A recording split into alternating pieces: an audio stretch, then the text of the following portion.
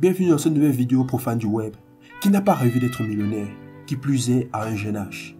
On retrouve des points communs à ceux qui ont réussi à atteindre cet objectif à l'aube de la trentaine, même s'il n'existe aucune recette secrète complètement fiable.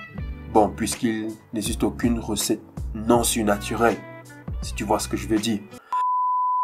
Pour ce faire, quelques bonnes habitudes sont bonnes à prendre pour acquérir une certaine richesse. Le millionnaire S. Siebold déclare à cet effet: dans une économie de marché, tout le monde peut gagner autant d'argent qu'il le souhaite. Il n'est jamais trop tard pour commencer. Devenu millionnaire très jeune et auteur du livre How Rich People Think, comment pensent les riches, il a interrogé plus de 1200 millionnaires afin de recueillir 9 conseils pour devenir millionnaire à son tour. Alors accroche-toi bien à ton fauteuil, c'est parti pour la vidéo. En fait, je rappelle que ces conseils ne garantissent pas de devenir 100% millionnaire, mais bon, cela ne nuira pas aux chances, alors on va pas se gêner. Alors, numéro 9, se concentrer sur le profit. Là-dessus, Grant Cardone, qui fut ruiné à 21 ans, puis millionnaire à 30 ans, déclare: dans l'environnement économique d'aujourd'hui, nous ne pouvons pas réserver notre place dans le cercle des millionnaires. La première étape est de se focaliser sur l'augmentation de nos revenus étape par étape et de renouveler l'opération. Mon revenu était de 3 000 $ par mois et 9 ans plus tard, il était de 20 000 $ par mois. Si on se laisse guider par l'argent, on sera forcé de contrôler nos revenus et de chercher les opportunités.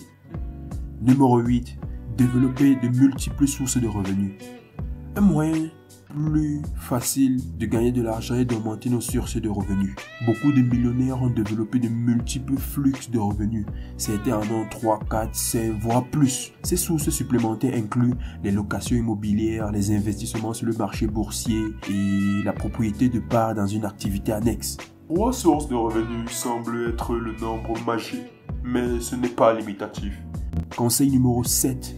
Économiser pour investir et non pas économiser pour économiser. Si nous économisons de l'argent, cela doit seulement être pour investir par la suite. Dépensons cet argent sur des comptes sécurisés et intouchables. Ne dépensons jamais cet argent pour autre chose, même en cas d'urgence. Cela nous permet de suivre la première étape, augmenter les revenus. Plusieurs fois par an, je me retrouve quasiment ruiné car j'investis toujours mon surplus d'argent. Je n'ai alors jamais d'économie en réserve, s'exclama Grant Cardone. Il est possible d'investir dans différents domaines: l'immobilier, la banque, la bourse ou les plateformes d'investissement en ligne. La clé pour systématiquement mettre de l'argent de côté est d'automatiser le processus. De cette façon, nous ne verrons plus l'argent que nous investissons et nous apprendrons à vivre sans. Conseil numéro 6. Ne pas frimer. Je n'ai pas acheté de montre de luxe ou de grosses voitures avant que mon business et mes investissements ne me procurent de multiples sources de revenus, déclare G. Cardone. Je roulais encore en Toyota Camry lorsque je suis devenu millionnaire. Soyez connus pour votre travail et non pas vos richesses. Conseil numéro 5. Changer sa façon de penser à propos de l'argent. Devenir riche commence par changer sa façon de penser à propos de l'argent, ajoute le millionnaire Steve Siebold. Le secret a toujours été le même: réfléchir. Alors que les gens pensent que devenir riche est hors de portée, les riches savent que gagner de l'argent est un travail à temps complet. Conseil numéro 4. Investir du temps pour soi. L'investissement le plus sûr que j'ai fait dans ma vie est d'investir en moi-même, écrit Tucker Hodge, qui est devenu millionnaire à l'âge de 22 ans.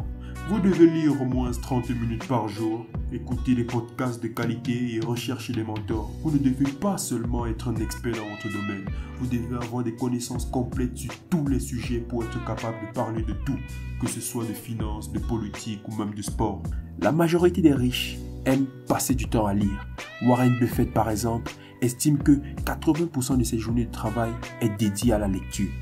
L'autre aspect est aussi le personal branding. Se connaître soi-même. Apprends-toi à te vendre sur le marché. Les spécificités qui définissent votre personnalité, vos passions, feront toute la différence avec une autre personne opportuniste. Conseil numéro 3. Se fixer des objectifs et s'imaginer les atteindre. Si nous voulons gagner plus d'argent, nous devons avoir des objectifs clairs, mais aussi un plan spécifique pour pouvoir les atteindre. L'argent ne tombe pas du ciel. Nous devons travailler dur pour en gagner. Les personnes riches se sont engagées à faire fortune. Pour cela, elles doivent rester focalisées sur leur objectif, faire preuve de courage, avoir de nombreuses connaissances, ce qui leur demande beaucoup d'efforts. Tout cela est possible seulement si nous avons des objectifs précis et une vision claire. Beaucoup de personnes n'atteignent pas ce qu'elles veulent car elles ne savent pas réellement ce qu'elles veulent.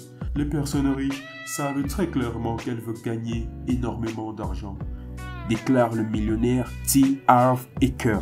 Conseil numéro 2, passer du temps avec les personnes que l'on admire.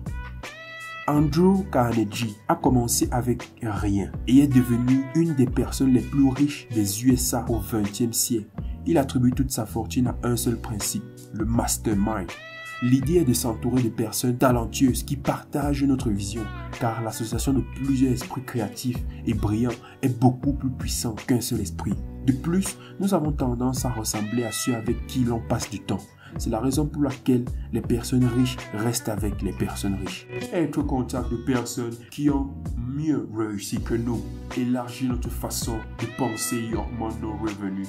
La réalité, c'est que les millionnaires ont une vision différente de la classe moyenne à propos de l'argent. Il y a de nombreux avantages à tirer en étant à leur contact, explique Andrew Carnegie. Et conseil numéro 1, visez 10 millions et non pas 1 million. La plus grosse erreur que j'ai faite est de ne pas penser assez gros, écrit G. Cardone. J'encourage tout le monde à viser plus haut qu'1 million. La planète ne manque pas d'argent, mais au contraire, elle manque de personnes ambitieuses. Et voilà, ce sera tout pour cette vidéo. Ces conseils réellement sont des modes de vie à adopter dans les situations de tous les jours.